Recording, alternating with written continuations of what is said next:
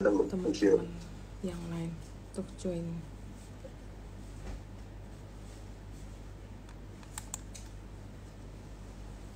Ya, kita mau webinar sama NCKL.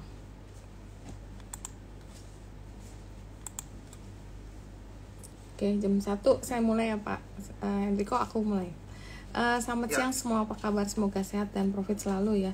Jadi hari ini kita akan menyelenggarakan webinar untuk memberikan edukasi kepada teman-teman di pasar modal, khususnya untuk mengenal lebih lanjut emiten yang akan kita paparkan hari ini, yaitu webinar edukasi dengan emiten Harita Nikel atau PT Trimegah Bangun Persada Tbk yang akan diwakilkan oleh Bapak Lukito Kurniawan Gosali, Head of Investor Relation dari Harita Nikel, dan saya juga akan didampingi sebagai co-host oleh Henrico Gani, Investment Analyst dari Stockbit. Dan sebelumnya kita disclaimer dulu bahwa setiap pembahasan saham di sini hanya bersifat sebagai referensi atau bahan pertimbangan, jadi bukan perintah beli atau jual, karena setiap keuntungan dan kerugian itu menjadi tanggung jawab dari pelaku pasar modal. PT Trimegah Bangun Persada Tbk memulai operasi nikel pada tahun 2007 di Pulau Obi, Halmahera Selatan, Maluku Utara. Keterlibatan dari pertambangan hulu hingga pengelolaan nikel hulu hingga pemrosesan penyulingan nikel, serta memiliki rencana investasi masa depan dengan operasi taman industri baja tahan karat melalui anak perusahaan dan perusahaan terkait. Harita Nikel telah tercatat di Bursa Efek pada April 2023. Bapak Lukito Kurniawan Gosali bergabung di Harita Nikel atau PT Trimegah Bangun Persada pada tanggal 3 April 2023 dan menjabat sebagai Head of Investor Relations. Kan beliau pernah sebelumnya menjabat sebagai Head of Investor Relations dari beberapa perusahaan terbuka seperti PT Kalbe Pharma, PT Nippon Indosari Corporindo, Era Jaya Swasembada, Ramayana, Lestari Sentosa, dan beliau meraih gelar Bachelor of Arts Economic dari University of Oregon, USA, dan gelar Master of Business Administration in Finance dari University of Portland, Oregon. Baiklah, tanpa berlama-lama, hari ini kita akan belajar lebih lanjut dengan NCKL yang akan diwakilkan Pak Lukito dan dibantu co-host dengan Henrico. Silakan dari Pak Lukito dan Henrico untuk sesi berikutnya. Thank you. Oke, Pak Henrico mau buka dulu apa langsung ke saya? Oke, silakan Pak, langsung aja. Saya ganti address. Oke, thank you Bu Rita, Pak Henrico atas kesempatannya siang ini. Dari teman-teman juara lover juga.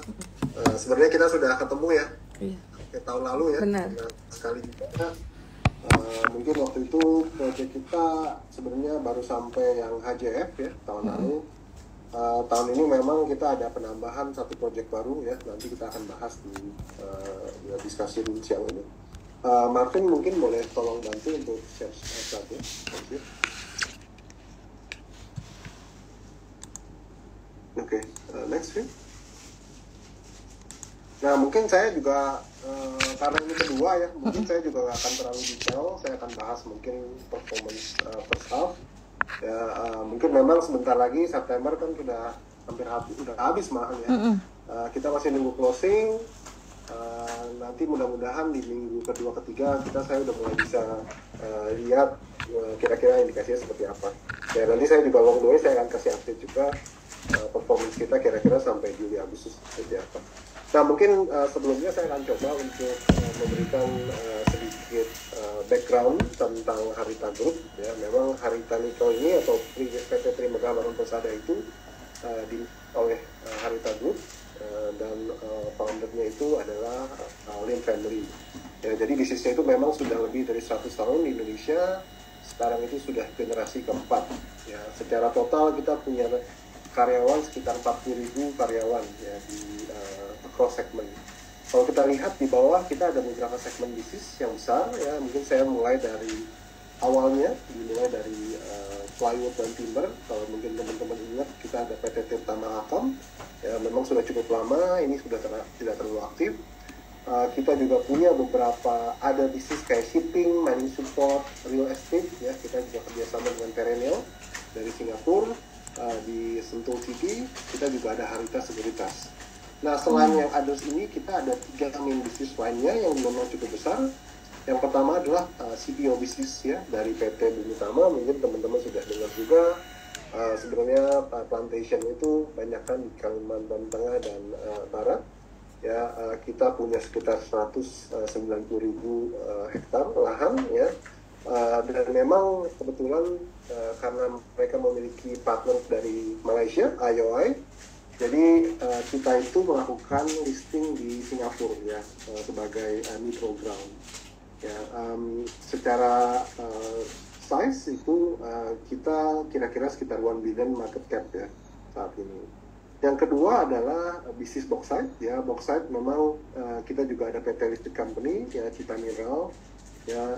Di sana kita itu Glencore memiliki sekitar 32% ya. Glencore itu sebenarnya salah satu commodity player ya in the world ya. Sebenarnya mereka juga ada invest juga di bisnis nikel kita. Nah, selain itu di bauxite juga, selain kita punya memiliki konsesi, kita juga punya kapasitas untuk menghasilkan SG atau smelter grade alumina ya dengan kapasitas 2 juta ton per tahun. Ya, market cap ya itu sekitar 820 juta US dollar ya saat ini untuk kita. Untuk nikel sendiri memang kita adalah integrated nickel player ya, di mana kita ada mining, processingnya juga kita ada 2, smelter dan refinery. Dan kita punya beberapa project yang kita partners dengan China company. Next kan? Nah, mungkin ini sekilas saja terkait key milestones kita ya. Mungkin secara garis besar ya, kita mulai tahun 2005 sampai all the way tahun 2014. Setelah itu pemerintah mulai melakukan limitasi untuk ekspor biji nikel. Ya, setelah itu kita mulai invest di project AKF pertama kita. Ya, kita dengan partner dengan Tsingsing ya, salah satu BUMN yang ada dari China juga. Kita tahun 2017 sudah memproduksi, kita punya 4 line ya, satu project itu 4 line, 25.000 ton nikel konten untuk Fanny. Ya, setelah itu kita mulai dengan project HPAL pertama juga dengan Legend. Ya, Legend ini adalah main partner kita, karena setelah HPAL pertama, archive kedua, ketiga, HPAL kedua, semua kita partner dengan Legend. Ya, jadi mungkin kita bisa lihat secara general 2018 kita mulai, ya 2020 kita mendapatkan mandat, ya, sehingga memudahkan ekspor dan sebagainya. Ya, HPAL kita mulai kita jalankan di tahun 2021 ya, kita punya 2 line 37.000, ada penambahan baru lagi di tahun 2023 1 line. Sedangkan proyek kedua kita HCF adalah kita mulai tahun 2023 ya, capacity ya, yang untuk HPAL kita juga kita punya converter dari MHP menjadi nickel sulfat dan cobalt sulfat. Ya, mungkin nanti di next slide akan lebih jelas terkait denah struktur dari proyek-proyek kita. Next. Nah, ini kita bisa lihat, kita bisa biasa bicara namanya bisnis ekosistem kita, selalu kita bagi 3, mining, HPAL, dan archive. Untuk mining itu kita punya 5 konsesi, 2 itu sekarang sudah berjalan, ya, PTT, BP, dan GPS. 3 lagi itu JMP, OAM, dan CTS itu masih dalam tahap eksplorasi. Ya, eksplorasi sendiri juga itu masih sekitar 20-30% dari lahan konsesi itu sendiri. Ya, jadi angkanya memang masih ada upside sebenarnya di sana.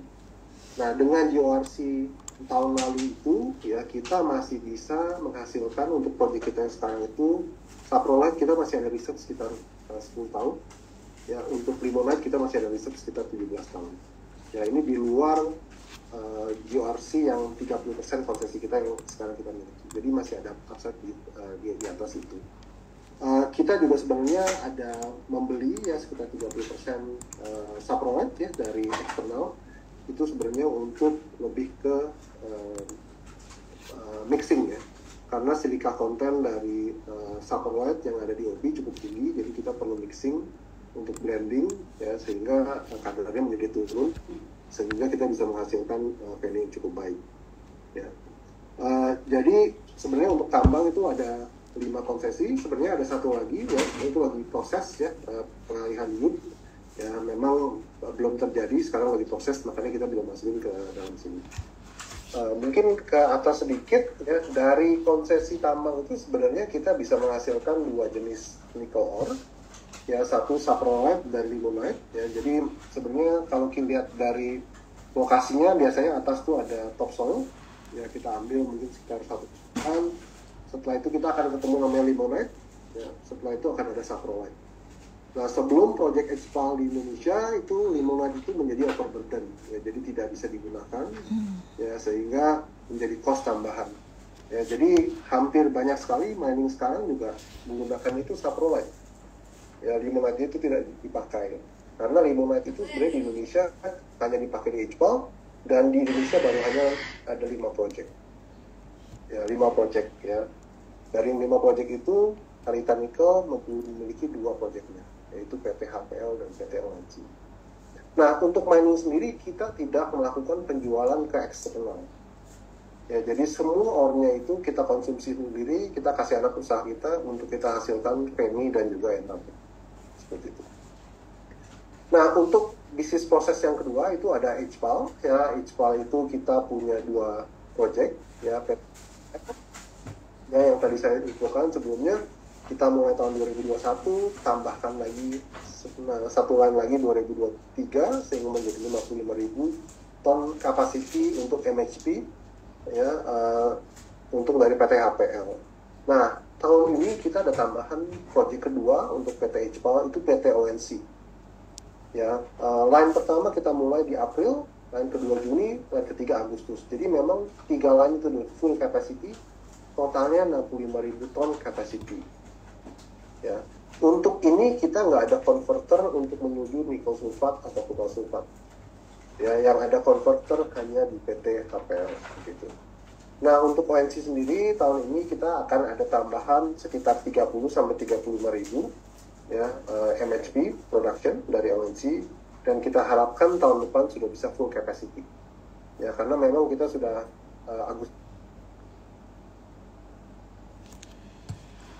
untuk bisnis ekosistem yang ketiga adalah archive ya. Untuk archive itu kita ada 3 proyek ya. Proyek pertama MSP dengan Sing Sing sudah berjalan dari 2017, semua debt sudah bersih ya, sekarang sudah tinggal taking all the benefit from the profit. HJF 8 line 95.000 ya, ini sudah berjalan tahun lalu, sudah full capacity ya. Kita ada tambahan sekitar 25.000, 35.000 untuk tahun ini karena kita mendapatkan full capacity dibandingkan tahun lalu. Sekarang juga kita lagi melakukan konstruksi untuk proyek ketiga PT KPS ya. Di sini kita lihat akan ada planning sekitar 12 line 185.000 ton penny ya, tapi tahap pertama kita hanya melakukan konstruksi untuk 4 line dulu sebanyak 60.000 ton yang kita akan expect sudah mulai selesai sebenarnya di akhir tahun ini. Ya, sebenarnya kita sudah melakukan keterbukaan informasi juga, I think sekitar 3-4 minggu sebelumnya itu kita sudah melakukan penandatangan kerjasama dengan tambang untuk fit ore-nya. Ya, jadi sebenarnya sekarang kita sudah mulai melakukan, sudah mulai nyalakan furnace-nya, ya mudah-mudahan nanti Januari sudah bisa lancar semua berjalan. Nah, di bawah ada stainless steel sama industrial zone. Stainless steel sebenarnya pas IPO kita sudah gaungkan, kita bicarakan bahwa kita akan melakukan downstreaming. Cuman memang sampai sekarang itu kita masih reviewing, ya, karena memang kalau kita lihat di China itu kan memang dalam 1-2 tahun terakhir mengalami pelemahan ya dari sisi ekonomi. Jadi kita sekarang masih menunda ya untuk stainless steel. Ya, cuman pipeline segala macam dari tempatnya, lokasinya segala macam sudah tersedia. Ya, nanti di progress update PT KPS kita bisa lihat bahwa lahannya yang di sebelahnya sudah siap sebenarnya untuk kita bisa bangun langsung. Next. Nah, ini adalah gambar Pulau Obi sendiri. Ya, di bagian kiri kita bisa lihat lokasi Pulau Obi dibandingkan dari peta Indonesia secara keseluruhan. Ya, dari Jakarta dengan transit time dan segala macam itu memerlukan sekitar 20 jam ke sana. Cukup lama ya, karena ada transit time. Ya, cuma sebenarnya kalau kembali dari sana ke Jakarta mungkin sekitar 8 jam. Ya, dan lokasinya itu sangat strategis ya. Jadi setelah kita menghasilkan produk kita, kita bisa langsung menjual ke China ya tanpa langsung tanpa harus melalui Jakarta lagi. Ya, jadi secara lokasi cukup strategis. Nah, kalau di sebelah kanan kita lihat, sebelah kanan atas ada gambar Pulau Obi itu sendiri. Ya, di sana kita ada membedakan satu warna ya, warnanya itu lebih ke hijau spotlight ya. Nah, itu sebenarnya lokasi-lokasi yang dimana ada nikelnya yang cukup banyak. Ya, itu kita namakan ultramafic area. Dan kalau dilihat semua lokasi-lokasi unit semua di atas hijau-hijau itu. Ya, yang sebelah kiri, di sebelah barat itu ada PT TBP dan GPS, di atas ada JMP OAM, dan di bawah ada GTS dan KTS. Ya, jadi memang kita unitnya semua di atas ultramafic area itu. Mungkin ke bawah sedikit. Nah, ini peta Obi Island. Ya, kalau kita lihat sebelah kanan bawah. Nah, di sini kita bisa lihat bahwa operasional kita semua lokasinya ada di sebelah barat Pulau Obi, ya, di mana sebelah kiri itu ada 2 tambang. Nah, semua refinery proses kita, smelter refinery proses kita semua terletak di atas 2 tambang itu. Ya, jadi memang kita secara company itu adalah salah satu low cost producer, ya, di mana kita merasa bahwa itu sangat penting karena waktu harga turun dalam waktu 1-2 tahun terakhir ini kita masih menjadi salah satu yang terbaik dari sisi cash margin. Ya, karena kalau harga turun, cost-nya rendah, margin kita lebih tinggi, sehingga kita masih bisa survive ya di difficult times. Ya, sedangkan kalau yang lain dia cash cost-nya tinggi, cash margin-nya bisa minus, ya, sehingga nanti mereka stop produksi, ya, nanti oversupply-nya berkurang, ya, harganya naik kembali, kita terus business as usual. Gitu. Jadi sebenarnya kita making the benefit kalau sebenarnya harga naik kembali ke atas. Gitu. Next. Nah, ini secara operational overview, mungkin ini teman-teman juga nanti bisa lihat lebih banyak, dan mungkin kalau ada pertanyaan bisa ditanyakan. Secara general memang kita growth cukup tinggi ya, karena ada project-project baru yang kita tambahkan ya setiap tahun. Ya, sehingga memang untuk tahun ini year on year kita ada tambahan produksi sekitar 14%. Ya, produksi itu memang slightly lebih higher dari volume. Itu karena memang lokasi tambangnya itu kita pakai untuk pembangunan smelter. Ya, makanya kita mine out dulu. Setelah mine-nya selesai, kita bangun smelter. Makanya produksinya lebih tinggi. Ya, memang di bulan sekitar second quarter itu curah hujan cukup tinggi. Ya, jadi secara angka produksi slightly lower. Namun nanti harusnya di bulan-bulan selanjutnya akan kembali pick up. Ya, karena kita mining kalau hujan produksi pasti kecil dari biasanya. Next. Nah, untuk HPAL ya seperti yang lain juga, karena kita ada tambahan project ya, kita growth-nya juga cukup tinggi. Kita banyak melakukan konversi sebenarnya dari MHP menjadi nikel sulfat dan kobalt sulfat ya dari angkanya. Secara volume juga ini tidak terlalu berbeda dengan angka produksi. Ya, jadi semua produksi kita udah di atas ya nameplate capacity kita. Ya, jadi kita memang sudah cukup aman ya. Untuk tahun ini sendiri kita dari HPAL kita expect akan bisa sekitar 80 sampai 85 ribu ya. Itu berdasarkan nameplate. Ya, sampai saat ini memang sudah di atas itu. Ya, mudah-mudahan kita bisa reach more than 85,000 by end of this year. Next, Vin. Nah, ini sama juga untuk RKF ya. Kita lihat tahun lalu itu 90.000 karena belum ada full capacity dari HJF ya. Tahun ini akan full capacity menjadi 120.000 ya. Tambahan project baru KPS itu akan di tahun depan ya, sekitar 60.000. Tahun ini targetnya 120.000, first half kita sudah 63.000, jadi di atas nameplate capacity. Next. Nah, ini secara overall target produksi, kapasitas produksi kita ya dari HPAL kita tahun ini kita punya nameplate 120 ya, tahun depan baru full capacity dari awal, jadi kita 120.000. Untuk venue-nya ya mungkin kita tahun depan baru sekitar 120 plus 60, 180 Ya, fase 2, fase 3 kita sedang planning ya. Mudah-mudahan nanti awal tahun depan kita sudah mulai bisa melakukan pembangunan untuk fase 2 dan ketiga, which is sekitar 120 miliar. Next. Nah, ini project update, sebenarnya ini sudah selesai juga ya, ini kan per Juni memang 98%, sekarang project ONC sudah selesai, full capacity ya, jadi komponen yang sangat penting dari HPAL itu adalah autoclave ya, itu di sebelah kiri itu kayak kapal selam, sangat panjang dan besar ya, jadi di sana itu sebenarnya terjadi proses switching ya, dari ore-nya itu sudah menjadi slurry karena sudah dicampur dengan cairan masuk ke dalam, dan di dalamnya itu banyak sekali kompartemen ya, isinya dari kayak palladium, platinum dan sebagainya. Nanti di sana terjadi proses switching ya, di menggunakan high pressure ya dengan acid ya, nanti akan terjadi pemisahan antara nikel dan produk sisanya atau titanium seperti itu. Nah, kalau kita lihat sebelah kanan itu ada 3 gedung, mungkin balik sedikit. Ada 3 gedung, yaitu sebenarnya melambangkan masing-masing autoclave atau masing-masing line. Ya, ada line 1, 2, dan 3. Ya, biasanya itu memang dipisah. Ya, jadi yang melebar ke samping itu sebenarnya panjang dari autoclave-nya itu sendiri. Ya, dan ini sudah selesai. Next.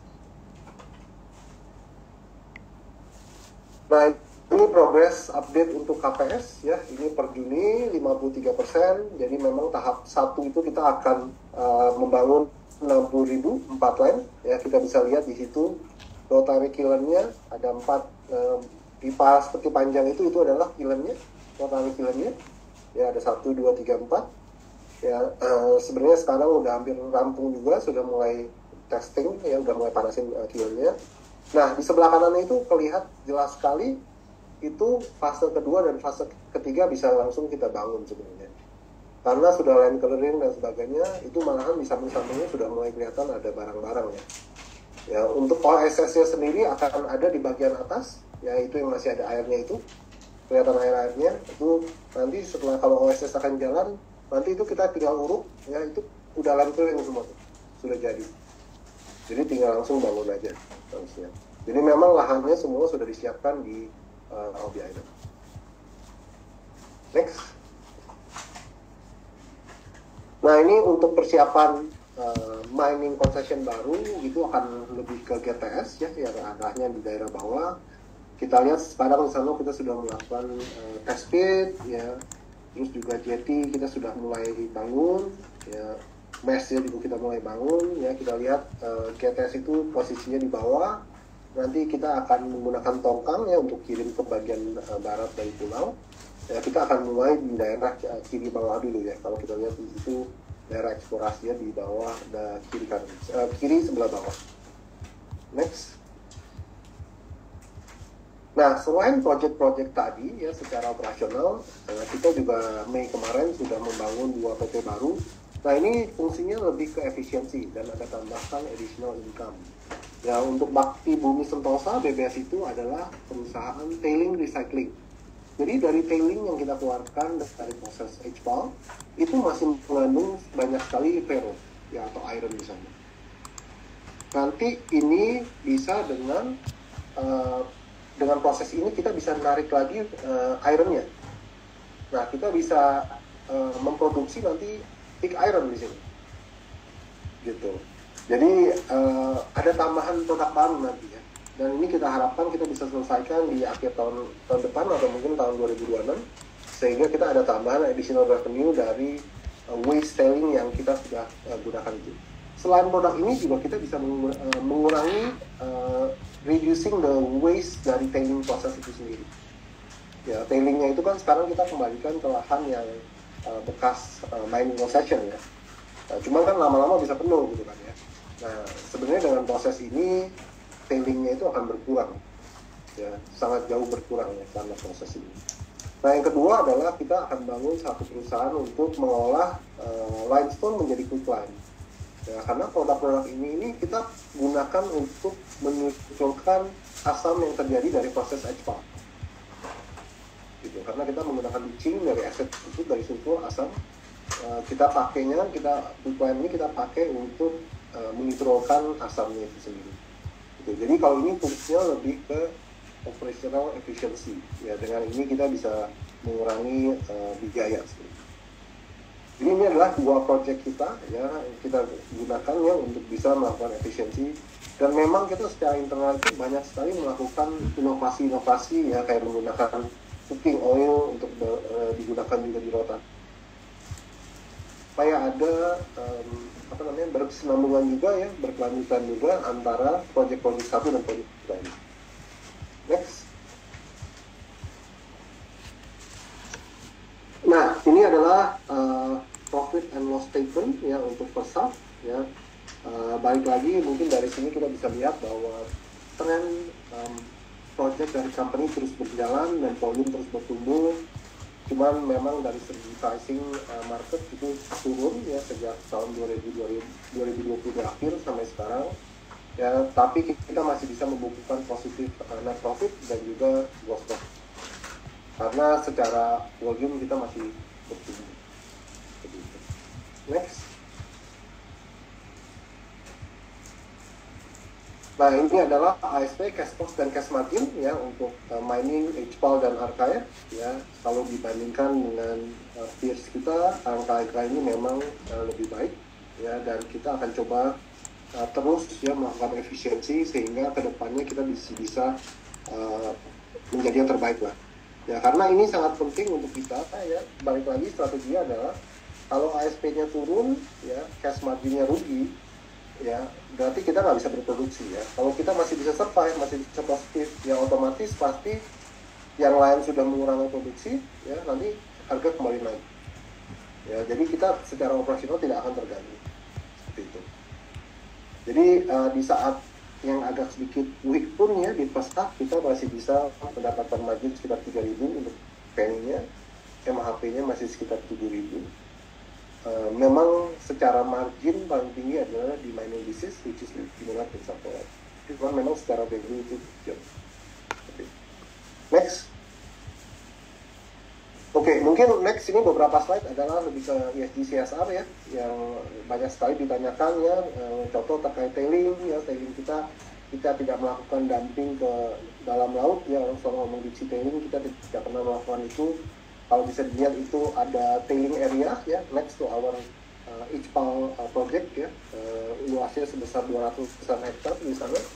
Ya, tailing ini adalah waste dari proses HPAL yang seperti saya infokan. Nanti tailing ini sebagian kita bisa olah kembali, ya, kita bisa hilangkan hampir setengahnya itu, ya, kita ekstrak iron contentnya sehingga menjadi kurang.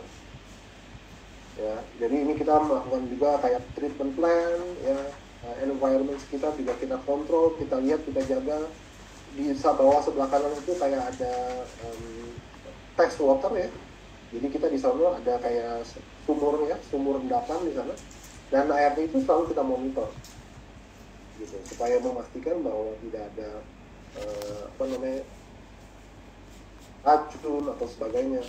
Kita ada beberapa program ya dari ini untuk bisa mengontrol hal-hal seperti itu. Next. Nah, sebelah kanan ini lebih karena slag ya, slag itu proses dari penny ya, dari archive ya. Waste-nya itu adalah nickel slag. Nah, ini kita campurkan dengan semen, itu kita bangun untuk pembangunan project di sana, jalan-jalan, dormitory, rumah-rumah. Semua fasilitas produksi, dormitory dan sebagainya kita gunakan nickel slag ini karena ini secara bahan tuh sangat kuat ya, kayak beton gitu ya. Jadi semen dicampurkan dengan besi sehingga menjadi seperti beton. Jadi kita gunakan ini untuk banyak hal di sana. Next. Nah, selain ESG yang kita secara berkelanjutan kita terus jalankan, nah, kita melihat bahwa nanti dalam 1-2 tahun ke depan ya, tahun 2025-2026 itu akan ada yang namanya battery passport ya untuk EV industri sendiri. Terutama ini didorong oleh pemain-pemain dari Eropa. Ya, jadi kita melakukan standar audit yang cukup tinggi ya dari IRMA ya, ini perusahaan audit dari Amerika ya, base di Seattle.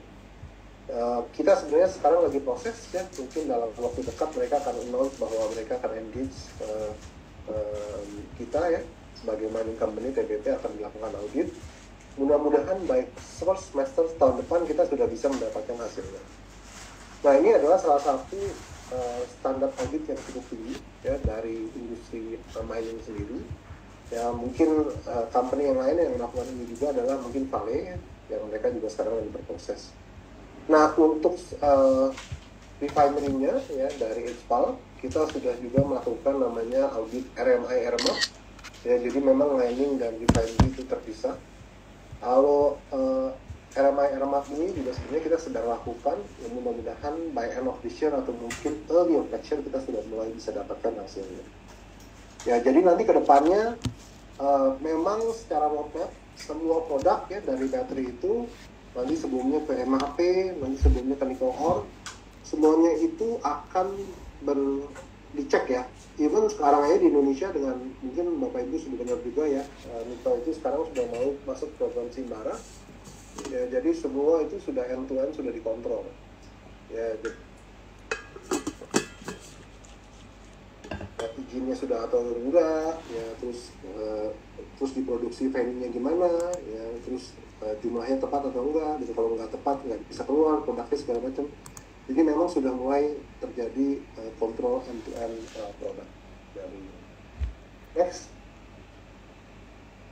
Nah, ini beberapa program kita untuk dekarbonisasi ya, mungkin ini teman-teman juga sudah lihat ya beberapa program kita terus tingkatkan kembali. Yang besar adalah program untuk membangun solar panel ya untuk power. Nah, sekarang kita lagi proses untuk 40% ya, 40 megawatt ya, by end of this year akan selesai ya. Tahun depan kita akan ada tambahan lagi 260 megawatt. Ya, ini sebenarnya fase 1 ya, fase 1 untuk solar panel ini. Karena kan nanti kebutuhan listrik akan terus menambah dan pasti akan ada tambahan lainnya untuk solar panel, itu udah pasti. Sebenarnya ini salah satu usaha kita untuk mengikuti aturan ya. Kan aturan pemerintah adalah mengharuskan pemain-pemain di lapangan itu mempunyai energi terbarukan by about 23% by end of next year. Ya, jadi nanti sejalan dengan penambahan kan ya pasti kita akan tambahkan juga energi terbarukan. Next. Nah, ini ekosistem environment ya. Kita punya sediment pond yang cukup besar, airnya kita kontrol, ya kita sudah lakukan banyak tes. Jadi sebelum air ini kita rilis ke laut, ya kita mengharapkan banyak sekali terjadi namanya pengendapan, sehingga airnya itu sebelum keluar ke laut itu sudah bersih. Ya, secara kualitas juga kita tes ya di masing-masing sediment pond ini, dan tesnya itu tiap bulan kita kirimkan ke KLH sebenarnya. Jadi mereka juga dapatkan hasilnya dan semua standar kualitas airnya masih baik ya, lebih tinggi daripada standar pemerintah ya. Kalau standarnya 0,1, standar tes kita secara toksik dan sebagainya itu masih jauh di bawah standar pemerintah. Untuk hutan juga kita melakukan penghijauan hutan, kita ada nursery facility. Jadi setiap kali area tambang sudah selesai kita mine out, biasanya itu kita lakukan penumbuhan kembali, yaitu kita lihat dalam waktu 5 tahun sudah kembali menjadi hutan seperti semula. Dan itu kita akan terus lakukan ke depannya, karena ini salah satu program dari pemerintah juga ya, karena pemerintah itu dari sisi mining mereka mengharuskan ada CSR, dari plastik, ya, recovery, penanaman bakau dan sebagainya. Dan itu kita lakukan sesuai dengan aturan pemerintah. Next. Ini marine conservation juga menggunakan Slack, kita melakukan banyak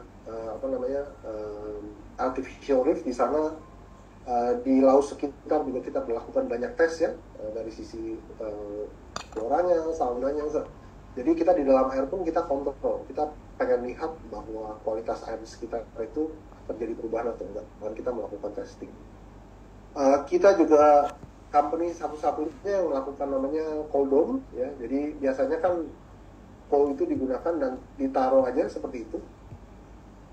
Dan biasanya itu kan di sana kan banyak sekali angin dan sebagainya ya, jadi pasti banyak sekali polusi udara ya karena ada polusi di sana. Tapi kita menggunakan cold dome, kita tutup ya, itu kayak kubah besar gitu, dari kayak terpal gitu, dari kayak balon gitu. Kita sekarang lagi membangun cold dome yang kedua sebenarnya sebelah kanan. Jadi semua air pollution ini sangat kita jaga lah, kita gunakan cold dome. Dan kalau kita lihat dari kita punya Getty juga ya, itu ke cold dome ini sangat dekat. Jadi kita tidak melakukan kayak tracking. Biasa kan ngangkut coalnya aja pakai tracking kan, terus air pollution kemana-mana gitu. Nah kita enggak, kita pakai conveyor belt. Ya, dari cold dome pun ke power plant itu sebelah kanan, ya itu kita melakukan conveyor belt. Jadi kita kayak pakai conveyor belt itu jalan. Jadi air pollution ini sangat rendah di sana untuk penggunaan coal. Next. Nah, ini adalah New Kawasi Village ya. Jadi ini adalah mungkin saya bilang 3 area yang kita kembangkan untuk CSR kita. Kalau sebelah kiri itu bisa kita lihat yang bentuknya bulat gitu ya, kayak angka 8 di tengah. Itu adalah area perumahan ya. Itu tahap awal yang sudah kita bangun dan kita selesaikan sebesar 259 residential unit ya. Ini perumahan yang kita kasih gratis ke masyarakat setempat untuk mereka gunakan ya. Setelah itu nanti tahap 2 ada namanya business area. Mungkin bisa next ya, business area. Ini business area sedang berproses ya, udah sekitar 50% ya. Di sana ada beberapa blok kawasan industri ya, kira-kira seperti itu. Jadi masyarakat setempat itu bisa contoh ya, jual beli ikan atau mungkin ada pasarnya, berbisnis segala macam bisa di sana. Ini juga kita sediakan free ya. Yang ketiga sebenarnya di sebelah ujung ada portnya di sana. Dan itu memang sudah digunakan juga untuk dari nelayan-nelayan setempat. Seperti itu. Next. Nah, ini beberapa community development empowerment program ya. Kita banyak sekali memberi bantuan dari sisi health services, education, social culture. Kita juga bangun sekolah di sana ya. Mungkin next ya, ini kita juga banyak ajarkan ibu-ibu masyarakat setempat untuk melakukan, misalnya contoh mengolah bahan makanan untuk bisa dijadikan snack ya. Sebelah kiri bawah itu ada Mama Cahya ya, di mana mereka itu mengubah ya, misalnya kayak pisang itu menjadi keripik pisang, ada keripik singkong ya, terus juga ada kerupuk ya, di atas juga ada jagung ya, terus kedelai ya dibikinin seperti kayak tahu, tempe ya, ada yang nanam cabai, nanam beras ya, ada juga yang mempunyai kayak duck farm ya, atau ayam dan sebagainya. Nah ini semua hasilnya kita beli ya, kita beli karena kita di sana punya 30.000 orang ya di Pulau Obi. Jadi kita perlu sekali banyak bahan makanan, bahan-bahan yang lain juga ya, dan kita beli. Jadi kita ajarkan mereka untuk bisa berkembang, untuk maju ya, karena secara target market sudah ada ya, mereka bisa melakukan itu. Nah setiap bulan sekarang kita sudah membeli sekitar 15 miliar sekarang. Ini kan 14 sampai kemarin Juni. Sekarang sebulan itu bisa sekitar 15 miliar ke masyarakat setempat. Termasuk juga seperti kayak nelayan, kita beli ikan mereka dan sebagainya. Seperti itu.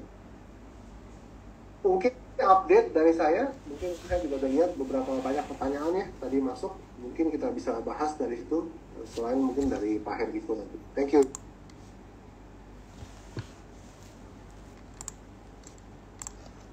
Oke.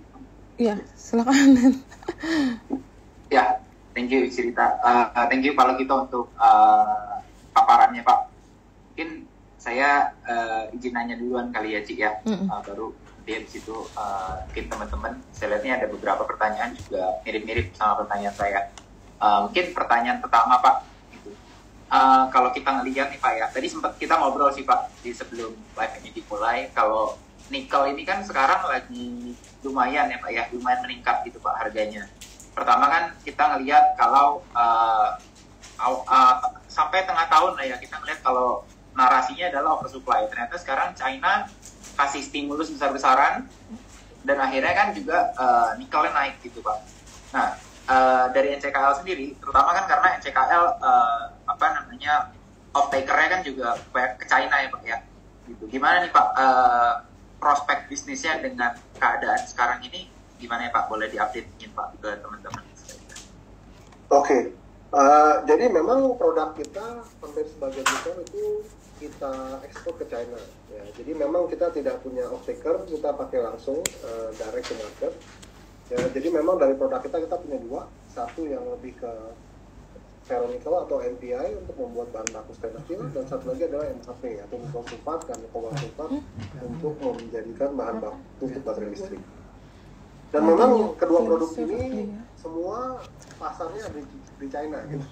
Makanya kita ekspor ke sana. Sebenarnya ada beberapa juga pertanyaan yang mungkin akhir-akhir ini kita mulai branch out juga ya. Kita selain China kita mulai masuk pasar Eropa, ke India juga kita pernah jual. Sebenarnya ke Eropa kita pernah jual juga. Cuman memang kita mulai lebih ke luar lebih banyak kan ya. Itu sih sebenarnya khusus untuk lebih ke diversify aja ya. Jadi kita nggak cuma dengan basket ya, nggak bisa aja. Dan kita pengen buktikan juga bahwa produk kita tuh bisa masuk pasar-pasar itu gitu. Ya kan ada persepsi bahwa Indonesia itu tidak menghasilkan nikel yang bersih gitu dan sebagainya. Nah makanya kita melakukan audit itu gitu. Audit IRMA dan ARMA itu sebenarnya untuk membuktikan bahwa kita sesuai standar gitu. Ya sebenarnya sebelum ini pun kita banyak sekali ya, mungkin kayak EV automaker itu mereka datang ke tempat kita, mereka melakukan audit. Mereka pengen lihat nih, sebenarnya kan banyak sekali persepsi, kamu beli EV cuman sebelumnya miningnya merusak alam gitu kan, terus ininya membuat kotor, polusi gitu kan, ujung-ujungnya pakai EV percuma gitu kan. Ya kan? Nah, jadi kita harus memberikan suatu bukti bahwa standar kita tuh seperti itu ya. Belum sudah masuk standar, kita nggak lakukan deep detailing, ya kita caranya benar, ya kita melakukan penanaman kembali dan sebagainya gitu. Nah, itu yang kita coba buktikan dan kita terus tingkatkan ya dari sisi ESG ya. Nah, untuk marketnya sendiri memang selama 2 tahun terakhir ini harga turun karena dua hal. Satu, pertumbuhan China itu yang biasanya didorong oleh pertumbuhan properti bisnis atau mungkin rumahan, apartemen dan sebagainya, itu kan turun ya, kita tahu sendiri ya dalam 2-3 tahun terakhir ya.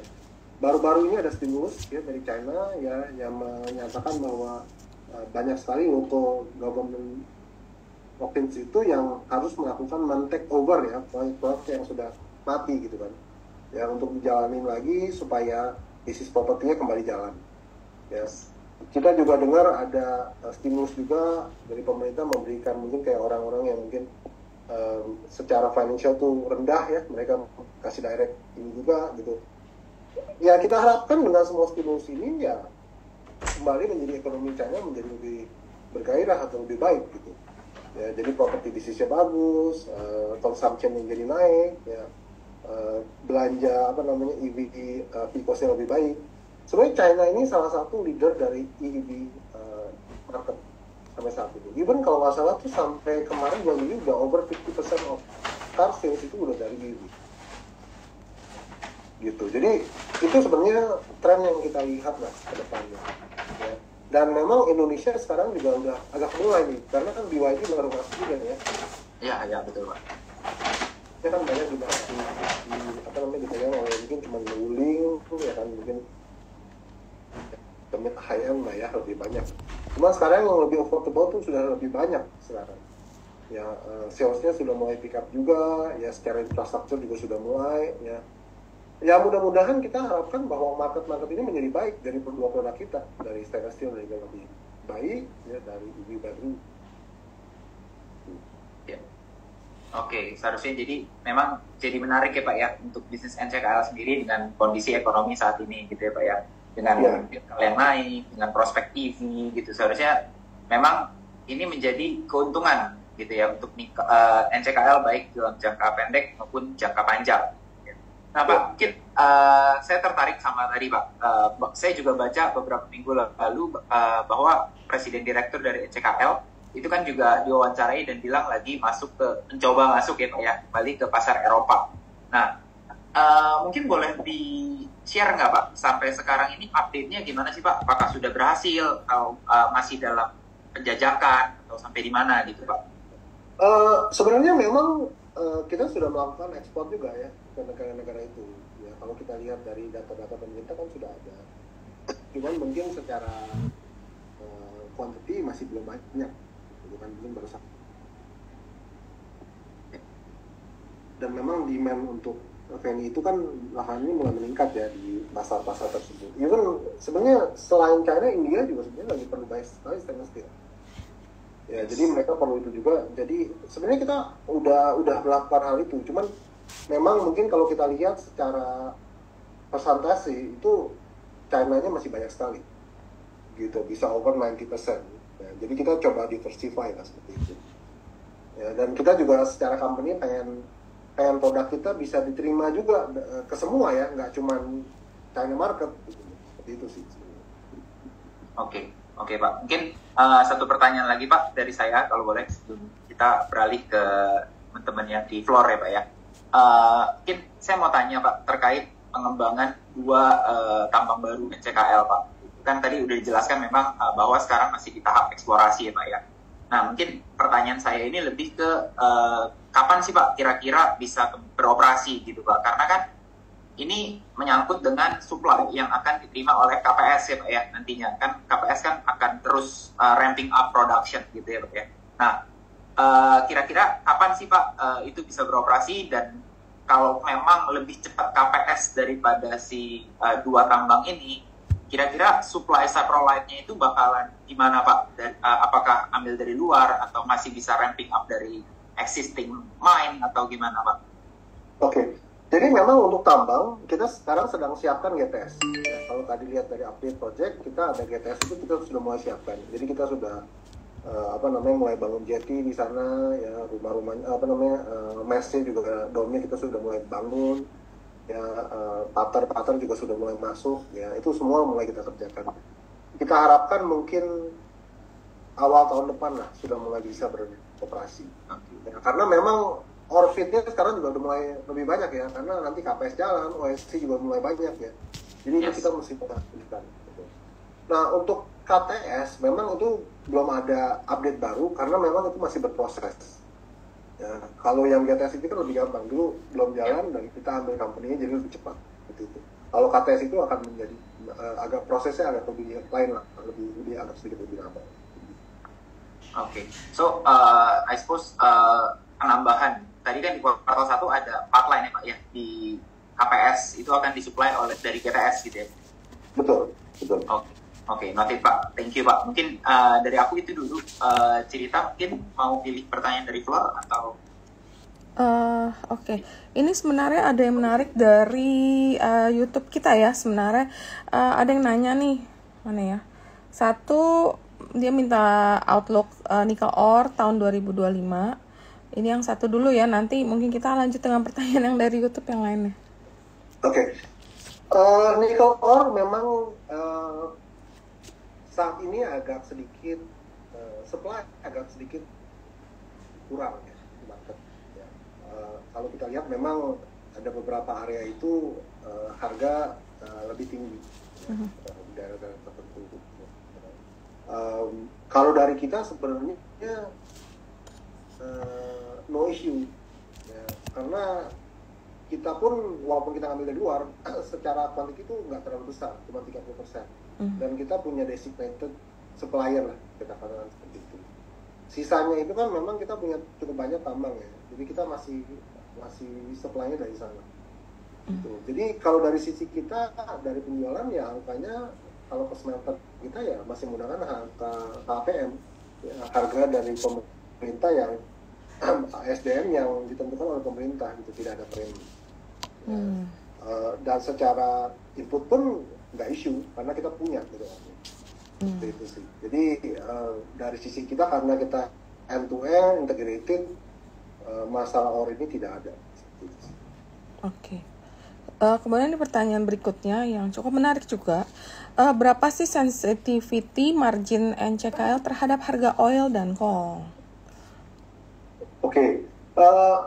Sebenarnya 3 komponen yang cukup besar ya dari proyek kita itu adalah coal, sulfur, sama sebenarnya orang. Ya, orang itu sebenarnya kan nggak terlalu fluktuatif lah ya, karena kan lebih ke fix. Cuman coal sama sulfur ini cukup fluktuatif lah. Ya. Sama satu lagi sebenarnya orang Kalau core itu kan memang benchmarknya adalah LMI. Paling gampang itu. Karena harga HPN itu kan dasarnya average LMI 2-3 bulan. Jadi kita bisa lihat itu sih. Oh, oke. Terus mungkin ada tunggu deh, Hendriko, kamu ada target price gak untuk NCKL ini sebelum kita? Oh, kalau di Stockbit kita belum ngeluarin target price sih, jadi kita lebih ke estimasi laba bersih sih. Itu kira-kira gimana? Kebetulan juga ada yang nanya nih mengenai resultnya Q3 nih. Oke. Mungkin kalau kita base-nya pertama dari yearly ya, Ci ya. Mungkin kalau dari aku sendiri, aku melihat sih sebenarnya NCKL ini cukup solid ya, Ci ya, keuangannya gitu. Jadi untuk tahun ini dan tahun depan aku expect laba bersih itu di atas 5 triliun gitu. Jadi 5,2-an. Nah, kemudian masih terus tumbuh sih, Ci. Dan pertumbuhannya yang menarik ini tahun depan dari yang aku perkirakan, yang aku forecast itu kurang lebih 30%-an. Kenapa? Karena ya memang tadi dari Pak Lukito sendiri udah cerita bahwa memang proyeknya ini kan banyak ya. Dan ini ya semuanya ini moga-moga lancar ya Pak ya. Semoga lancar kan jadinya production semua naik, otomatis more revenue means more net profit gitu kan. Dan juga ya kalau kita ngelihat memang nikel sekarang kan mulai naik ya Ci ya. Gitu ya. Ya kita berharap apa yang dilakukan oleh China ini berhasil lah gitu ya. Berhasil dalam arti kata ekonominya bisa pulih setelah kemarin-kemarin ini kan ekonominya cukup drop gitu ya. Kalau memang ini pulih pun karena ini beritanya masih baru, jadi belum terincorporate di model aku. Ini harusnya bisa lebih tinggi lagi gitu. Jadi memang kalau aku sendiri melihatnya dengan prospek nikel yang oke gitu ya, kita mau nggak mau kita akan beralih ke EV yang tadi kalau kita cerita ke energi bersih, dan prospek projectnya NCKL yang cukup agresif ya. Aku melihat sebenarnya ini perusahaan yang salah satu perusahaan yang cukup solid lah ya. Aku nggak bilang satu-satunya karena memang banyak yang menarik, tapi NCKL ini menarik gitu sih untuk dipantau. At least for the next few years lah gitu. Dan harganya juga masih menarik sih kalau menurut aku, masih di bawah ya. Harga valuation wise masih sangat menarik sih. PE masih rendah ya dengan prospek yang kayak gini. I think very cheap company. Oke, mungkin salah satu yang terendah untuk sektor nikel ya saat ini ya. Iya, betul.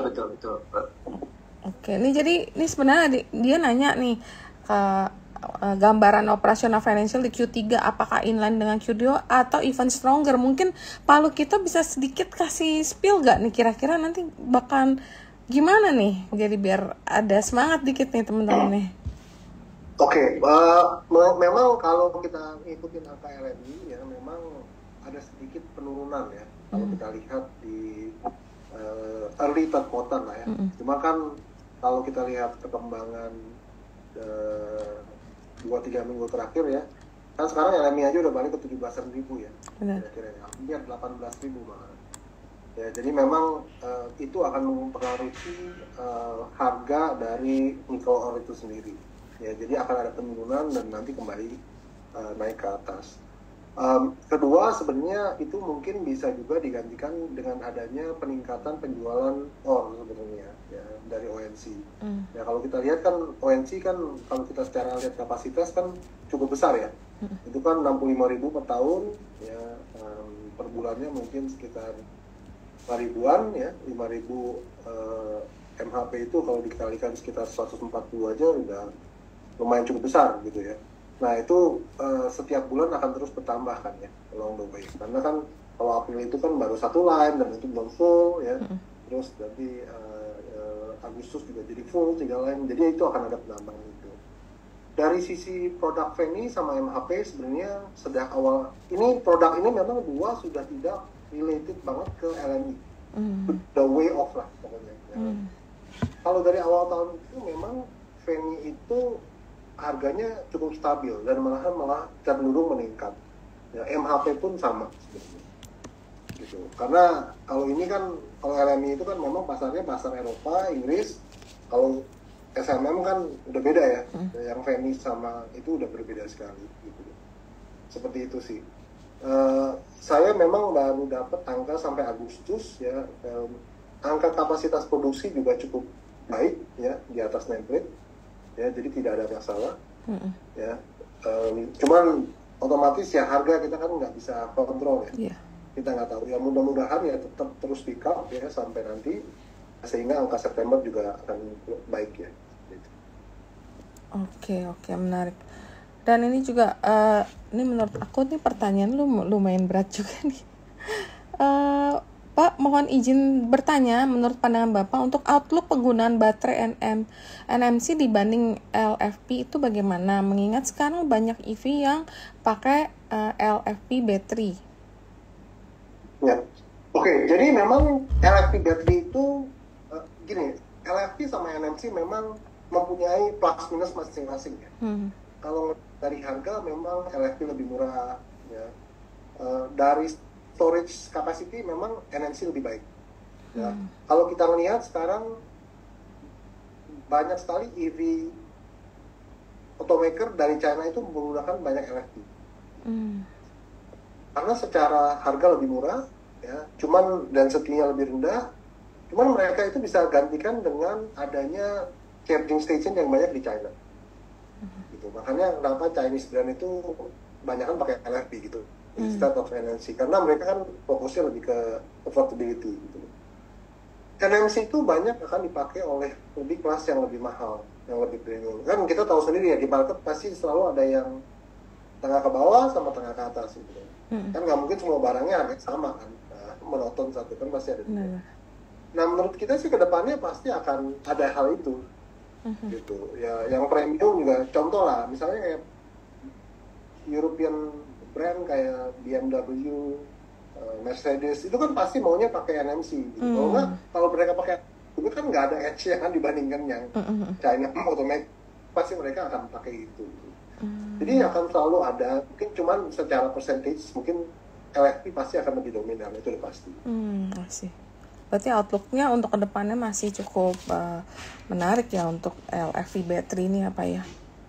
Iya, karena kalau kita lihat memang hampir sekarang contoh lah yang kayak Korean, Japanese itu semua masih banyak kan pakai NMC. Even kayak Toyota kan juga kan yang EV masih pakai NMC. Nah, Hyundai juga masih pakai NMC, Kia pakai NMC. Biasanya yang non China itu masih pakai NMC. Gitu. Pokoknya yang kalau affordability udah pasti LFP lah. Nah, satu hal lagi, LFP itu jeleknya adalah nggak bisa di-recycle. Nah, ini yang orang belum banyak tahu.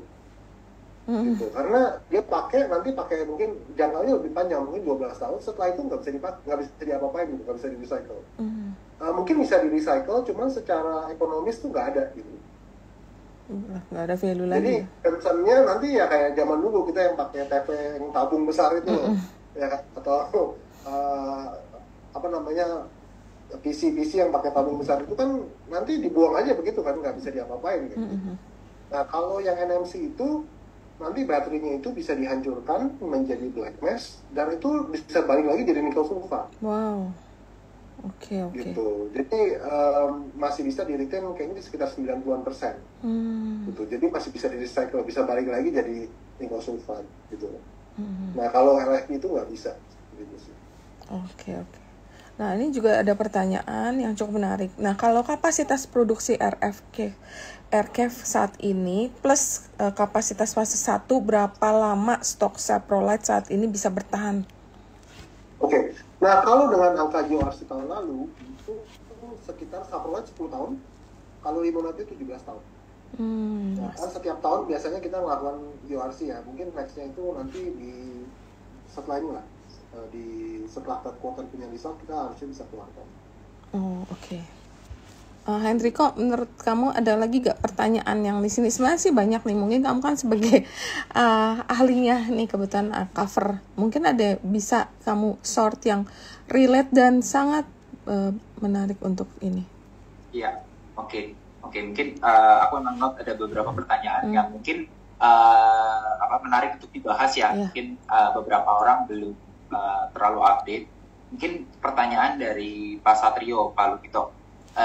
Ini beliau bertanya tentang buyback dan right issue Pak gitu. Kira-kira buybacknya udah sampai mana dan kira-kira gimana Pak update yang waktu itu kan sempat mau RI ya Pak ya, right issue ya.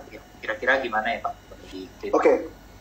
Untuk buyback memang sampai sekarang masih belum ya. Jadi kita sudah melakukan approval buyback kemarin di bulan Juni ya, kita ada waktu sekitar 1 tahun ya. Targetnya waktu itu secara budget itu sekitar 1 triliun ya, jadi kita lakukan itu sebenarnya just in case misalnya pasarnya sudah terlalu jelek ya, sehingga kita bisa bantu gitu kan, karena certain level itu kita merasa bahwa harga pricingnya terlalu rendah, jadi company harus melakukan buyback. Nah untuk right issue-nya sendiri memang kita sekarang masih dalam proses lah ya. Kalau kita tahu kan kemarin masih ada 3 strategic investor yang akan masuk ya, dan sempat ada 1 yang udah masuk, cuman kita karena disclaimer dari mereka kita nggak bisa ngasih tahu angkanya, dan itu kecil gitu, di bawah 5%, dan itu sudah terjadi gitu. Mudah-mudahan untuk right issue dalam waktu dekat ya kita bisa ngasih sesuatu ke market ya, hopefully by next month kita udah bisa kasih sesuatu harusnya untuk right issue, seperti itu sih.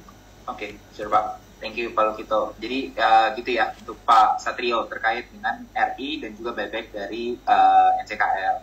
Mungkin selanjutnya Pak, ini ada pertanyaan juga.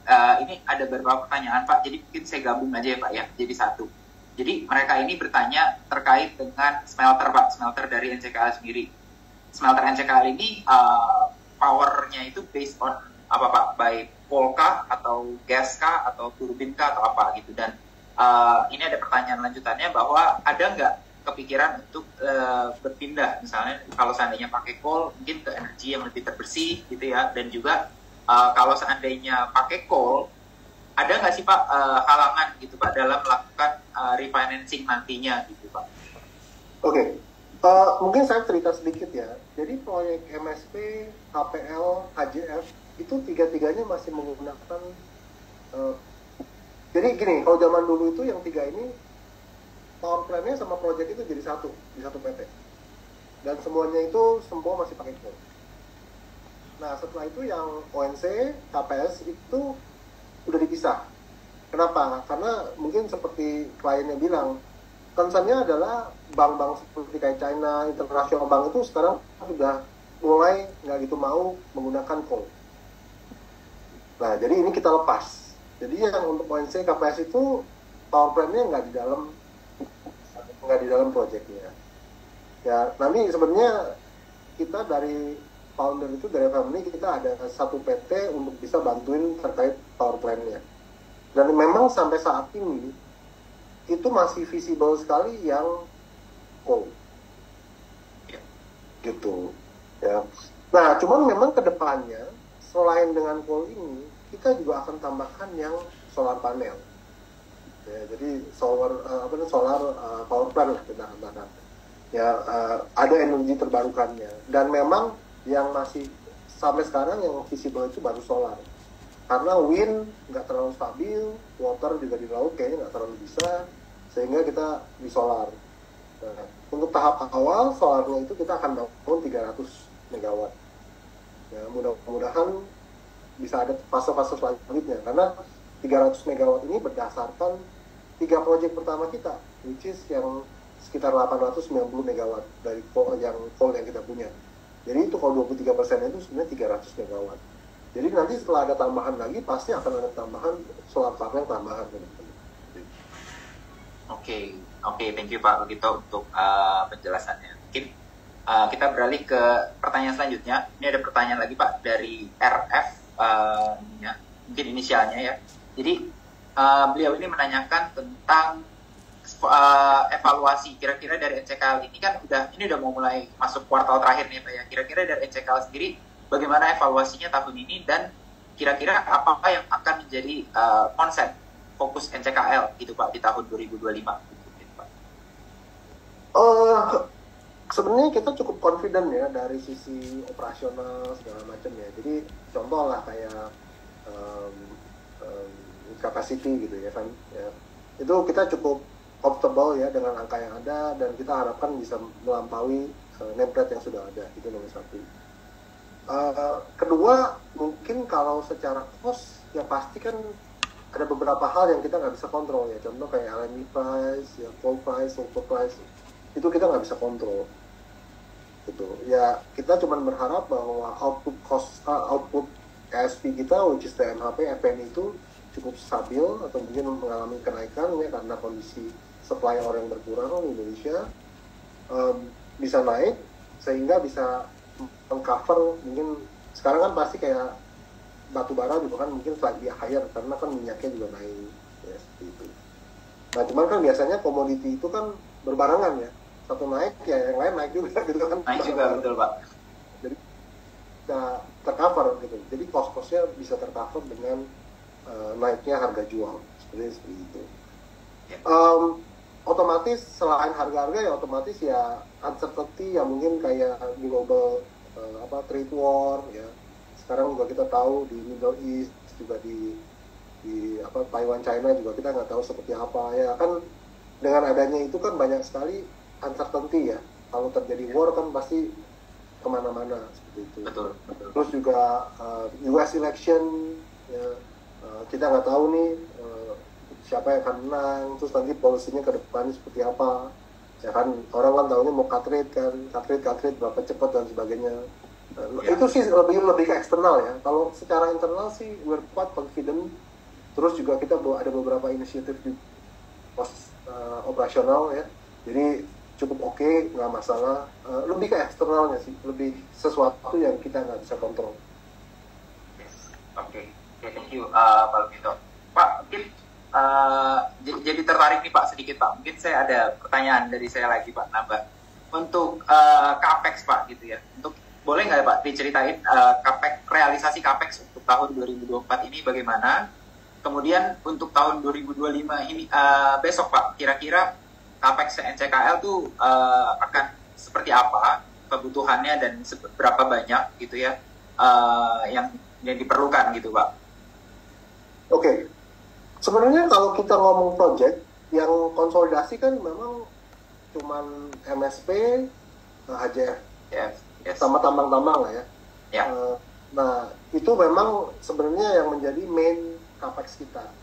Ya, soalnya kayak ONC, KPS itu kan karena kita nggak controlling, jadi kita nggak keluarkan kan. Ya, jadi kalau untuk ngomong yang konsolidasi aja, kita setiap tahun tuh gunakan sekitar 55 to 60 million dollars. Ya, itu fungsinya untuk kayak beli dump truck segala macam di tambang, ya, terus perbaikan maintenance, ya, terus maintenance juga di MSP, di HJF. Jadi angkanya sekitar ranging 55 sampai 60 juta dolar. Per Juni kemarin kita sudah spend sekitar 27, which is masih in range. Ya. Yes, masih in range. Untuk proyek KPS sendiri, kalau ONC sebenarnya nggak ada capex kan ya, karena kita cuma own 10%. ONC itu biasanya setiap project ya, ini kita ngomongin project itu kira-kira 35% tuh biasanya dari capital kita sendiri. Ya, 65% biasanya kita ambil loan.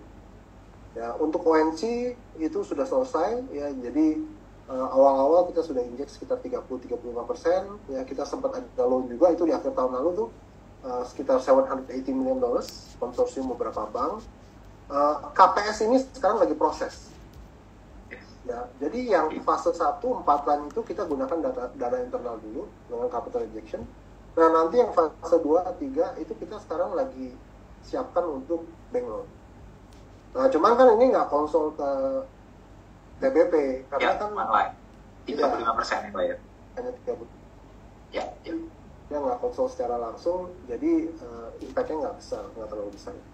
Oke Pak.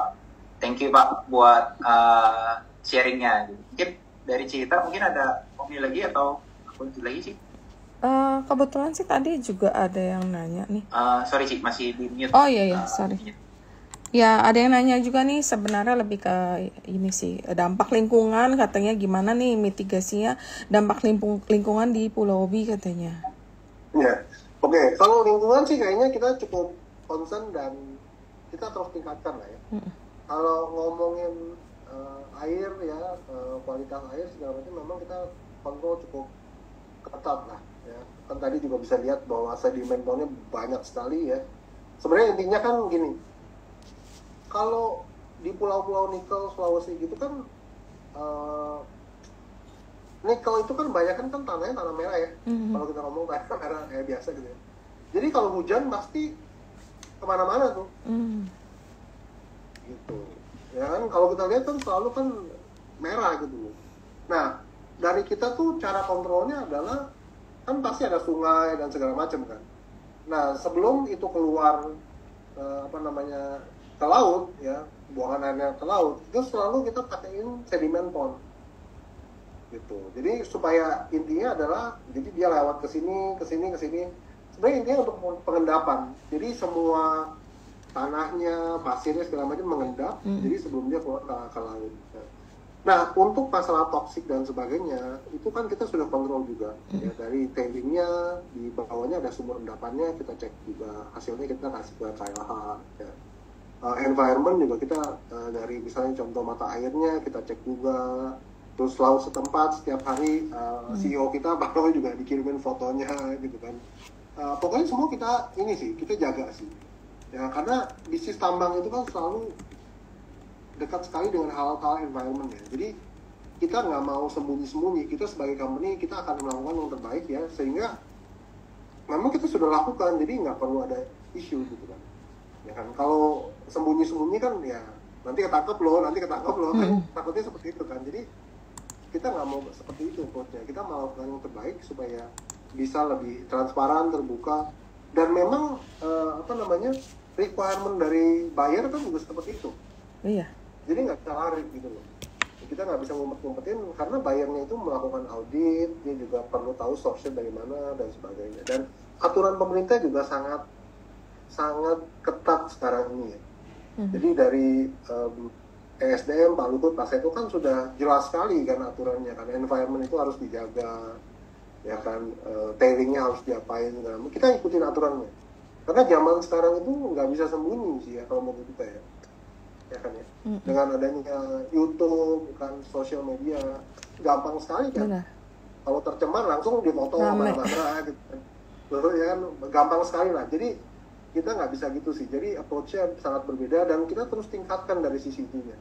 Ya auditnya, environment-nya semuanya. Jadi harusnya tuh nggak isu sih. Oke.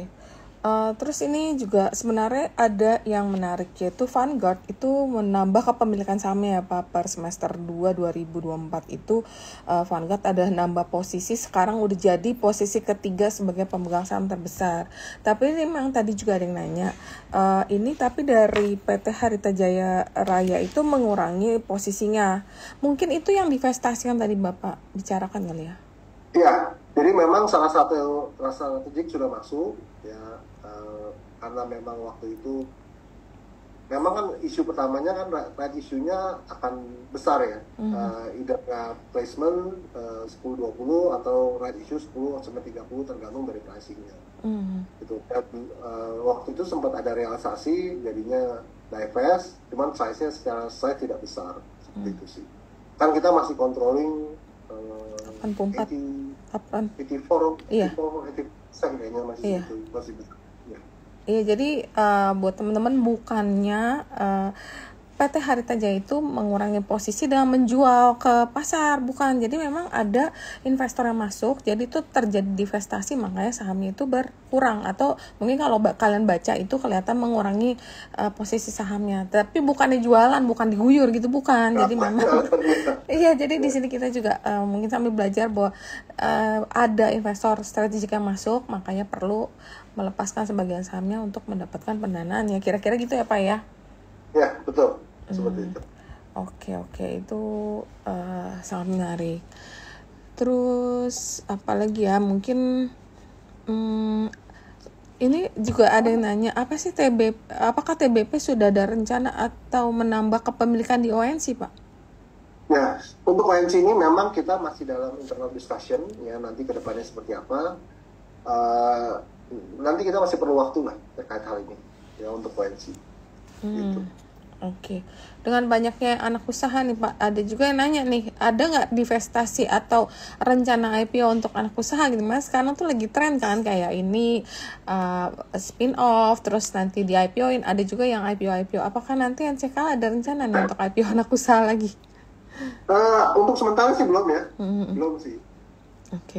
Sebenarnya kan kalau dari grup sendiri kan tadi kan di awal juga kita udah kasih tahu kan ada beberapa yang sudah kita IPO kan. Cuman biasanya tuh satu segmen bisnis masing-masing sih.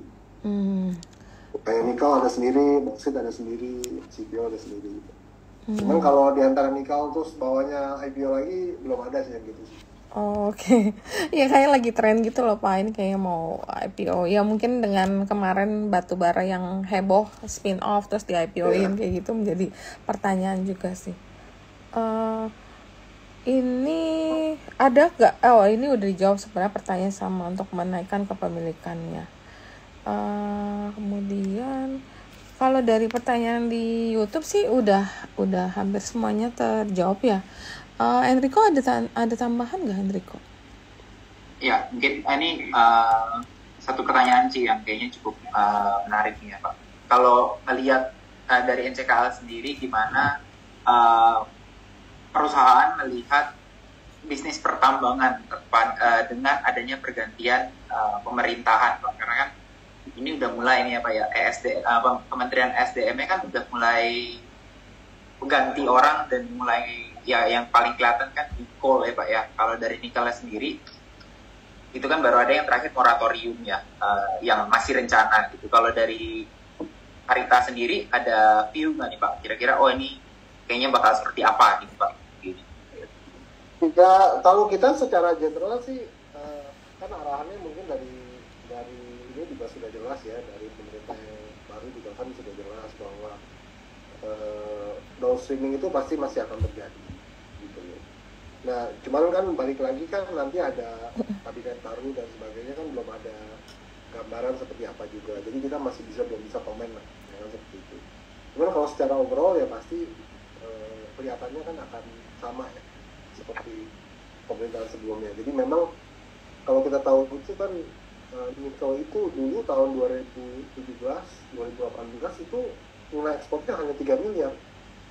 Sekarang 2023 itu 30 miliar, jadi 10 kali lipat. Gitu kan? Ya itu kan terjadi karena ada downstream gitu kan.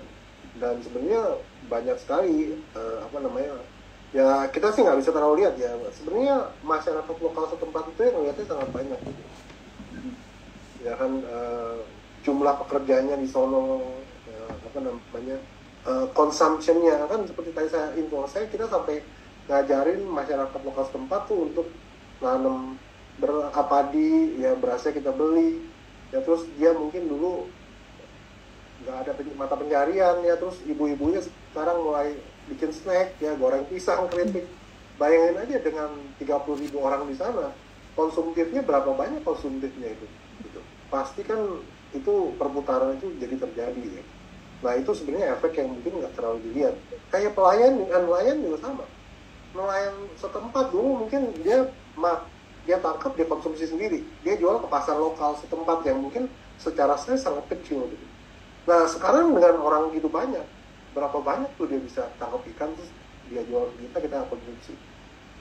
Itu sih lebih ke arah sananya sih yang lebih kelihatan impactnya cukup besar gitu. Dan untuk menggalanya pun sekarang kan jadi besar ya, bisa bantu juga dari sisi reserve-nya karena kita jualnya dalam bentuk bola dan sebagainya. Jadi memang harusnya arahan dari blueprint ini sudah jelas lah, dan sudah baik gitu. Seperti itu sih. Oke. Siap Pak. Mungkin sama ini ada pertanyaan baru Pak yang masuk nih. Saya rasa cukup menarik Pak untuk di-update ke teman-teman investor retail di sini. Tentang off-taker Pak. Tadi kan Bapak sempat bilang bahwa NCKL masuk ke spot market ya Pak ya. Gimana sih sebenarnya NCKL ini menjual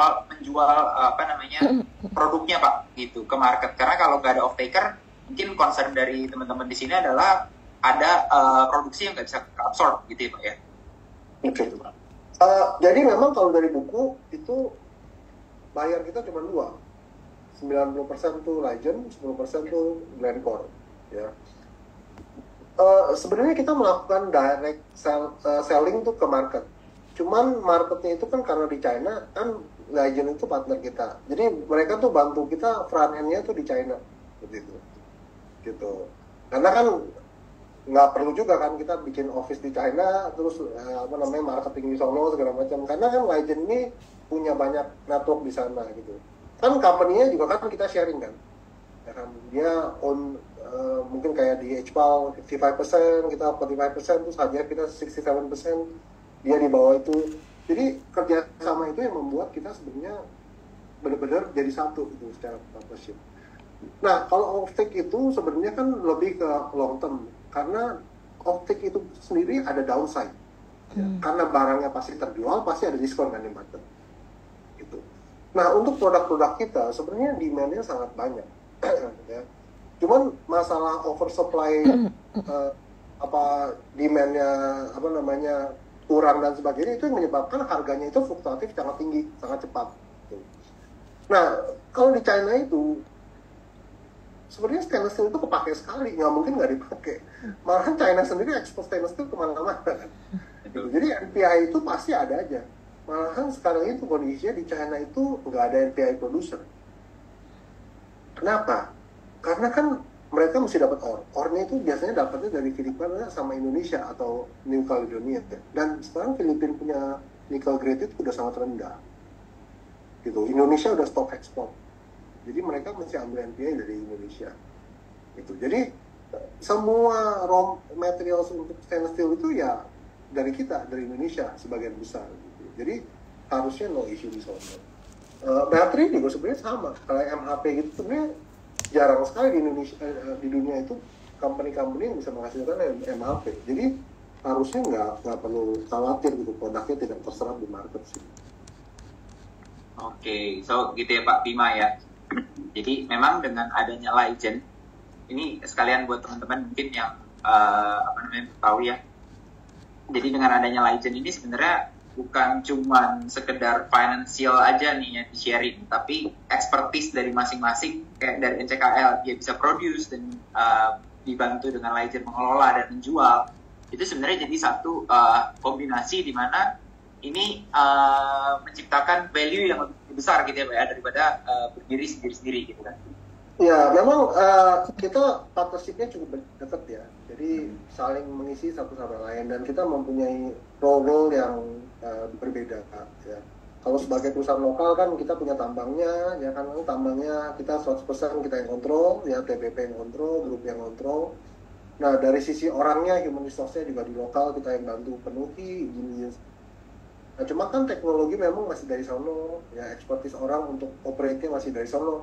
Walaupun kita juga melakukan transfer teknologi di sana. Jadi orang-orang yang di sana yang lokal pun di training untuk bisa membantu untuk mengontrol dunia. Jadi masing-masing kita punya role dan kita tuangkan dalam diri kita sih, seperti itu. Ya, terima kasih. Thank you Pak Lukito. Mungkin satu pertanyaan menutup ya Ci ya, kalau boleh kali ya. Kelihatannya pertanyaan ini udah semua. Ini mungkin pertanyaan dari investor retail nih Pak yang banyak ditanyakan. Terkait dividen Pak. Investor retail kan biasa suka dividen Pak gitu. Nah dengan tadi capex yang cenderung stabil gitu ya Pak ya, dan ini mulai kelihatan gitu ya Pak ya bahwa pengembangannya sudah mulai berhasil gitu Pak. Nah kira-kira gimana Pak? Ada nggak Pak kisi-kisi gitu untuk tahun buku ini gitu ya Pak, maksudnya ya buat dividen dibagikan tahun depan ini kira-kira bakalan gimana Pak payout ratio-nya? Apakah stabil, naik atau turun gitu Pak? Oke, kalau dari IPO itu kan kita komitmennya 30% ya. Even di awal pun ya pas kita IPO kan bulan April ya. Terus kita bagi dividen di bulan Juni ya. Jadi kan itu kan sebenarnya buku tahun 2023 ya. Kita bagiin tuh ke pemegang sahamnya. Masuk sebenarnya tahun lalu bukan pemegang saham yang lama yang harusnya terima. Kita bagikan. Terus round kemarin juga di Juni untuk tahun buku 2023 kita berikan juga 30%. Ya, sebenarnya ini tergantung, sebenarnya sama lah seperti perusahaan-perusahaan lain. Kalau cashnya banyak, ya kalau proyeknya sudah nggak ada yang baru ya pasti akan diberikan lebih banyak, ya kan? Kalau nggak buat apa kan masa nyangkut di perusahaan.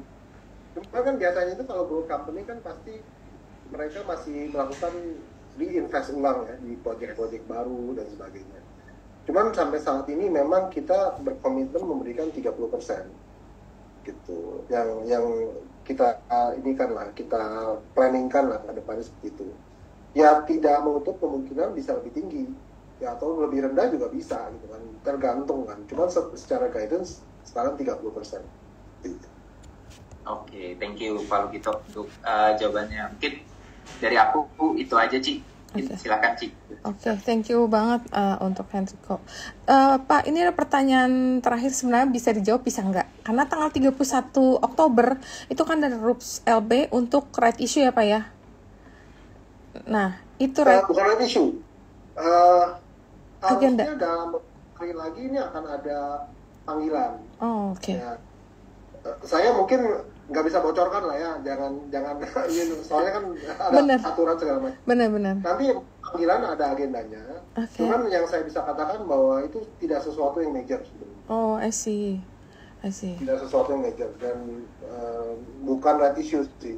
Oh, oke. Jadi itu bukan right issue ya. Right issue-nya mungkin hari lain lah, bukan itu sih. Oh, aku pikir yang tanggal 31 Oktober itu salah satu agendanya adalah right issue, karena memang right issue ini banyak banget diantisipasi oleh pemegang saham publik nih, karena jadi rumor di market yang beredar itu akan ada beberapa pemegang saham, ada beberapa nama yang sangat gede gitu yang potensi akan menjadi penyerap atau standby buyer-nya. Cuman ya disclaimer kita juga nggak ada rekomendasi dan beritahu jual, karena memang rumor ini cukup rame ya Pak di market. Ada UT, ada Glencore, ada Itochu Corporation. Nah aku pikir itu Pak, justru kita lagi nungguin nih right issue-nya itu, karena memang nama-nama besar. Ini RUPS LB benar, ada tanggal 31 RUPS LB. Panggilannya kalau nggak salah mungkin dalam waktu dekat ya, aku lupa apa udah apa belum ya. Cuman kan di panggilan ada agendanya. Ya, agendanya itu harusnya tidak terlalu signifikan, cuman bukan terkait right issue, beda sih. Oh, oke, boleh. Nah, kalau yang right issue update-nya mudah-mudahan dalam waktu terdekat kita bisa ini juga lah. Mudah-mudahan bulan depan kita infokan juga ke market. Oke, amin. Ini banyak ditunggu-tunggu nih Pak soalnya. Kalau itu soalnya nama-nama besarnya itu menjadi daya tarik tersendiri gitu loh untuk para pemegang saham, terutama retail gitu kan. Oke.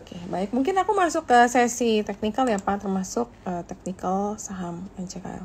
Oke, aku izin share screen. Oke, sebentar. Nah, teman-teman, kita masuk ke sesi teknikal. Sekali lagi disclaimer. Dan IHSG nih ya, IHSG kan kita lihat dari kemarin koreksi. Kalau misalnya IHSG bullish skenario, koreksi dan akan tes support common serta support di FR 50% yaitu di 7455. Jika bertahan di level tersebut, maka IHSG akan mengkonfirmasi higher low dan indeks akan melanjutkan rally menuju target last high di 7810 atau 7910. Nah, tapi kalau bearish skenario-nya, karena IHSG itu break support 7675, dan jika break level tersebut, maka potensi koreksi lanjutan akan menuju target inverted cup with handle itu 7445, dan ada gap di 7366. Indikator super trend sudah mengkonfirmasi bahwa ini adalah sinyal jual.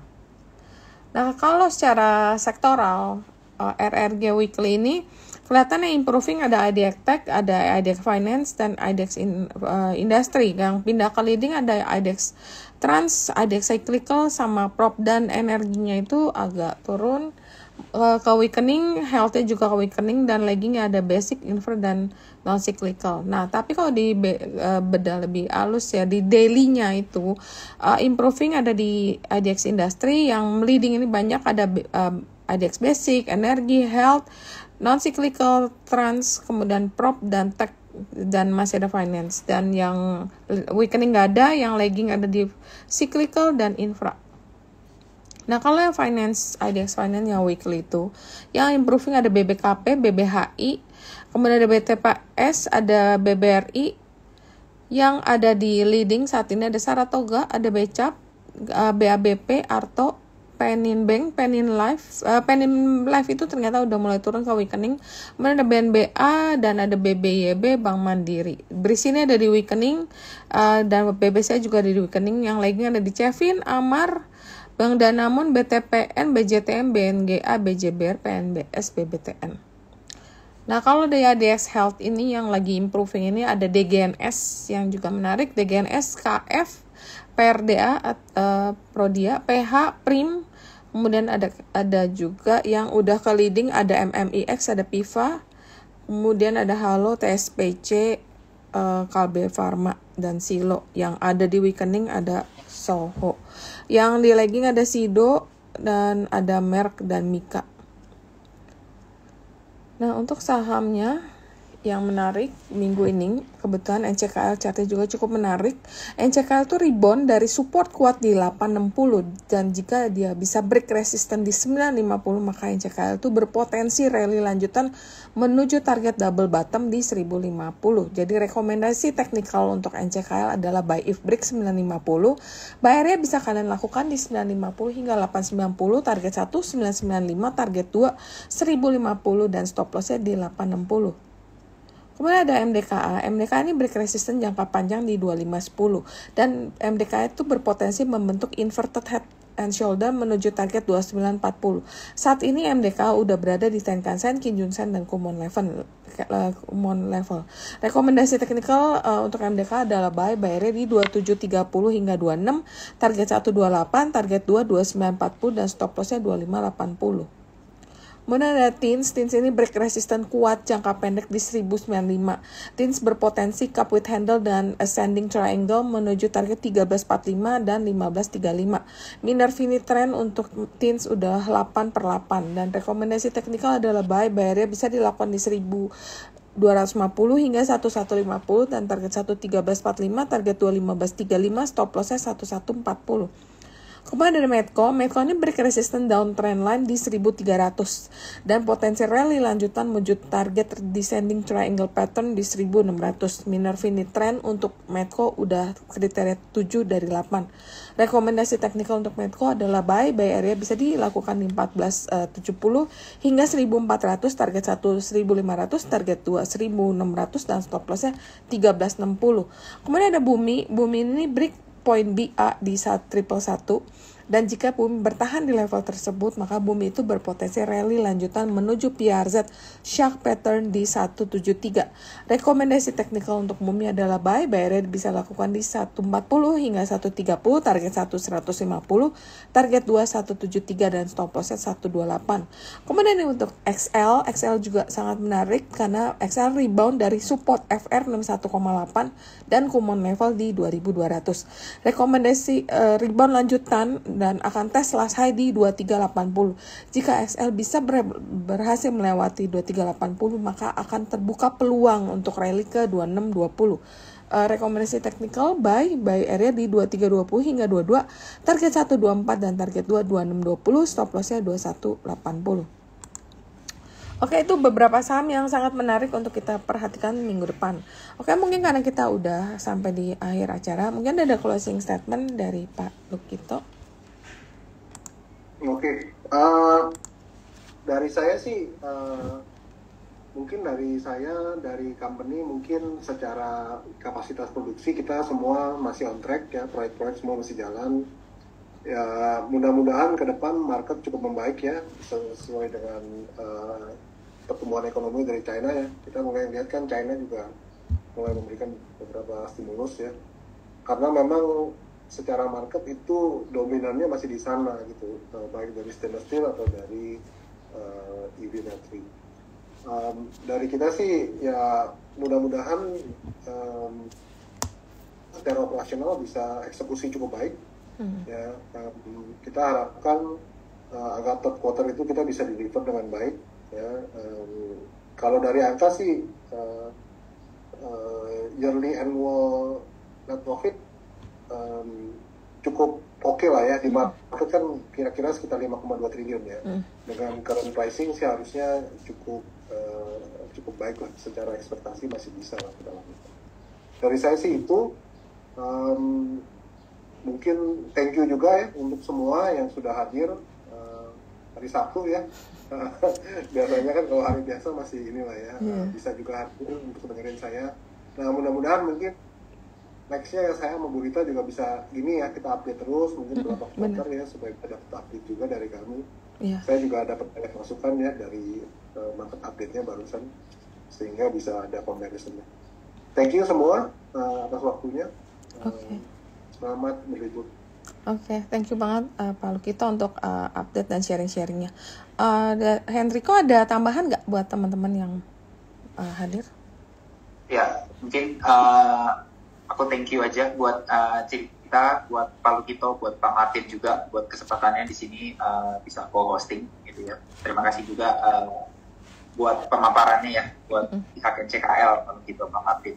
Thank you juga buat teman di sini yang udah hadir di hari Sabtu, karena ya kayak kata Pak Lukito, jarang banget ya kayaknya sampai orang-orang mau rela mengorbankan liburannya gitu ya buat dengerin pemaparan. Dari aku itu aja sih. Thank you. Buat teman-teman yang mau buka rekening Stockbit, silakan, karena Stockbit sebagai salah satu sekuritas yang cocok nih buat anak muda dan trading dengan beberapa fitur yang sangat menarik ya. Nah, nanti kalian setelah buka bisa join external community dan dengan kode R84975 kalian bisa join Cuan Lovers Community. Mungkin itu dulu. Thank you semua. Thank you Pak Lukito, Parvin, Henrico, dan semuanya yang udah hadir. Sampai ketemu untuk lain kesempatan untuk update berikutnya ya Pak ya. Happy weekend dan stay healthy. Thank you. Thank you. Bye. Thank you.